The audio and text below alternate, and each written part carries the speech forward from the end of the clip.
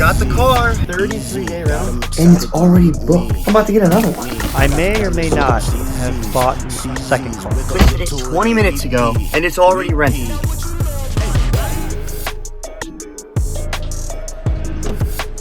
Everybody wants to be rich with an 8-car garage, right? What if I told you you could have both by the end of next year? I don't know if that's true, but we're going to find out today using an app called TURO. Similar to Airbnb and Vrbo, except instead of renting houses, you rent cars.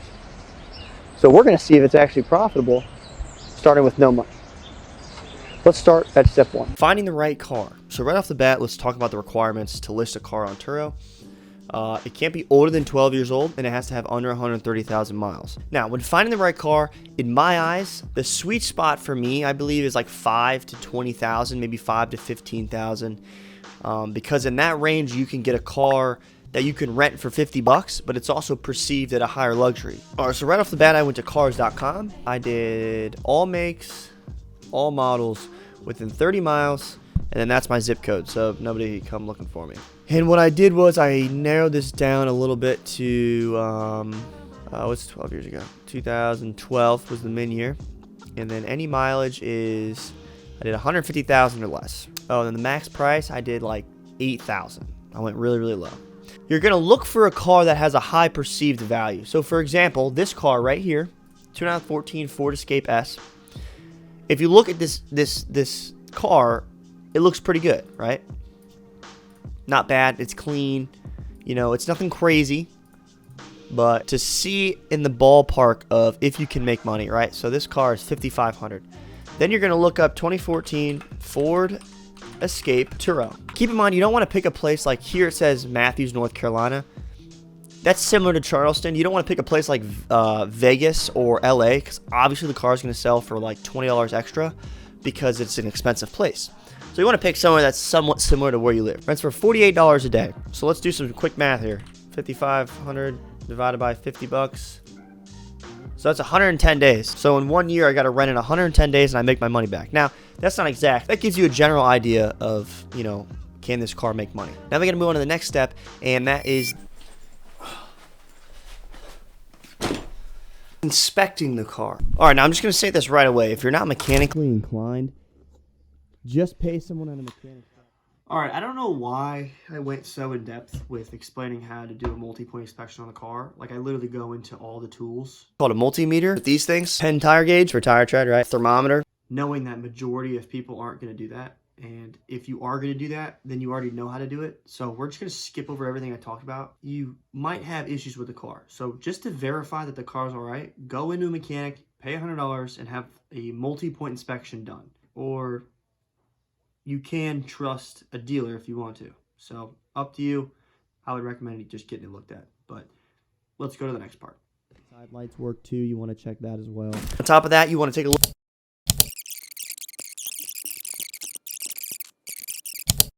I think it's time to move on to the next step and let's figure out how to actually pay for this damn thing. Buying the car and car insurance. There's one or two things you can do when it comes to actually buying the car. One, you can pay out of pocket, or you can do what I did and I took out a private seller loan. I took the private loan out through USAA for $5,500 and they write it out to the seller and then they overnight the check to you to give to the seller. Let's see. That's crazy. All right. Now we're gonna go get the car. Whoa, hey, ever since I said that I would do it, they said no. Wait, now I'm on the edge about to make the jump, it's no. Lay up, I'm about to dunk it on these bitches, watch me go. Play, practicing for years and now I go. Play, no faith, that is all I see within my city, that's a cold take. Got the car. Going to the DMV right now. It is 4:50. They close at 5, so I don't know if I'm gonna be able to get there in time. And then I'm gonna take this bad boy and get it cleaned up. Maybe order some new floor mats for it because I don't think there's any in here. And put some gas in it, take some photos of it, and let's list this baby. And that brings us into the next topic is the insurance. You still have to get personal insurance. The only thing that insurance will cover is when you're driving that car for personal reasons. Do not tell the car insurance company that you're running it on TURO. You're just going to say 10,000 miles a year, 12,000 miles a year, personal use, get the quote, start paying the insurance. So the way TURO's insurance works is they cover deliveries, pickups, and when the driver's driving the car. And the way they do that is they take a percentage of your earnings And that the amount of percent that they take is going to be correlated to the amount of insurance you have. I normally do the 85 plan or the 80 plan. General gist that you need to understand is they're going to take a percentage no matter what. It's up to you what fits your budget and your needs and what you think is the best to do. What I recommend is 75 to 80 is I think what usually I go with. Now I want to talk about registration. Registration is basically getting your plates and registering the vehicle under your name and getting the title switched over. The title, if you take out a loan, will not go to you. The title will go to the bank or institution that gave you the loan. If you paid for the car outright, then the title will be transferred to you and sent directly to your mailbox. Right off the bat, I had to pay $56 for property tax. So after I paid that, I walked across the hallway to actually register the vehicle. And the cost to register the vehicle was $336.61. Now that's a pretty hefty price, but it's always important to make sure you register the vehicle because it's illegal if you don't. I want to let you guys know, beware, could be a hefty bill, so don't go in there and be like, oh my god, $400, Quentin said blah blah blah. Just be ready for that charge. So with that, that's going to segue us into your monthly expenses and tracking your expenses and your earnings. So I'm going to show you guys a little bit of how I keep track of kind of everything. And hey, the dance bags aren't in your trunk, right? yeah, they are. You want to say hi to everybody? Hey. Don't be overwhelmed, little one. I'll explain. If you look at the bottom here, so let's go to November. 2019 Ford Fusion expenses. Nothing in November. 2015, nothing. 2014, a lot. And then at the bottom, I have all of this added up from the top, right? So if I were to add $100, it goes up to $374. Now, the reason I separate the cars like this is because I have these linked to this year to date. You can see that 2014 Ford Escape, I spent $274. 2014 Ford Escape, $274, right? So what I do is I actually link these expenses right here. I link that to this page.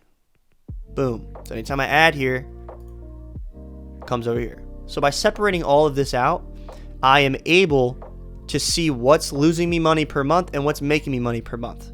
If I go down here, I'll see the year to date, meaning the year up to today, if I'm positive or negative, right? Obviously, I'm negative anywhere because I'm just starting to rent this car. And then if I go all the way to the right, it'll be the month total. And then at the very end, I can see all this stuff. After each month, I'm just going to enter how much earnings that specific car has had, which you can find on TURO. Now, of course, I only have the Ford Escape because it's the only one I'm renting. So, for example, for the month of November, at the end of the month, December 1st, I'm going to go here and I'm going to say, all right, I made $500, right? And that's directly linked to that right there. So once I enter in all my cars, boom, it'll put it right here. So all I have to do is come here and enter it right here, and it updates this sheet. Today's video is sponsored by Bitrix24, an all-in-one business solution that integrates collaboration, project management, and customer relations. It provides efficient communication and task management without the need of multiple tools. And not only is it great for solopreneurs like myself, but it's also great for small businesses and huge corporations. Manage clients, run sales, manage tasks and projects, all from one Bitrix24 interface. And if all of this wasn't enough, they have a free mobile app, so you can stay efficient on the go. Not only is the app free, but Bitrix24 is free. That's right, they have a free membership where you can use all these tools for $0. All you have to do is sign up. Go below, click the link, check it out for yourself. Back to the video. So now we're going to go actually list our car. And the first thing we need to do is get good photos. These are the photos that I took with my Canon EOS M50. Now, I have the luxury of being also a photographer, so I'm able to go in, use Photoshop, clean it up a little bit, add some better lighting for the car. You do not need to do this, but I would recommend taking photos on your phone and having someone edit them in Photoshop on Fiverr.com maybe. Have them clean up the photos and look really, really good. Because if they look better than the other guys, then people are going to rent yours more. The next thing on your listing is you're going to want to look at pricing your vehicle. I would use dynamic pricing, or I would rent the car for slightly less than what other people rent it for, just to get your car rented earlier.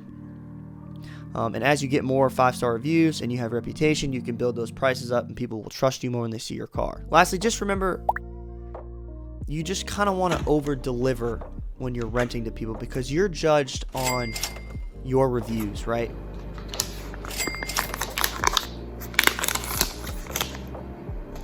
Good photos, Damn, that lower smells price, good description. Things like that will get your car rented sooner. All right, baby, we got the car up, and now we're just waiting to see if we get a rental. Is this shit gonna work? I don't know, but now I have a car, so we need to make some money on it because I'm now $6,000 in debt. So now we're just gonna wait and see if anyone rents my cars, and let's see what happens. So, all right, it actually took me a little bit to get the listing up and running.